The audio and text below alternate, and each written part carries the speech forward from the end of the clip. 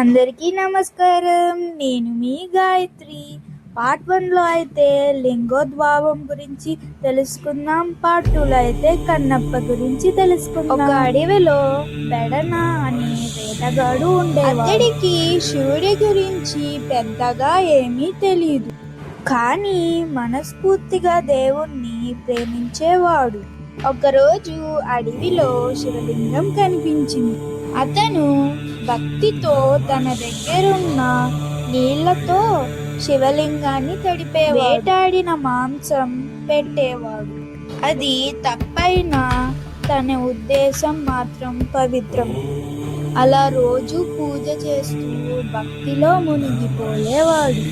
ఒకరోజు శివలింగం నుండి రక్తం కారినట్లు కనిపించింది. అది చూసి కన్నప్ప ఎంతో బాధపడతాడు. తన కన్ను పెడితే శివుడికి న్యాయం అవుతుందని భావిస్తాడు. తన కన్ను తీసి లింగంపై పెడతాడు.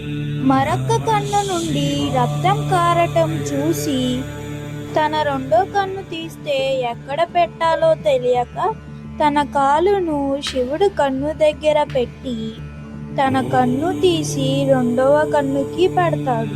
ఇది చూసిన పరమేశ్వరుడు ప్రత్యక్షమయ్యి తన భక్తిని చూసి మోక్షం ప్రసాదిస్తాడు.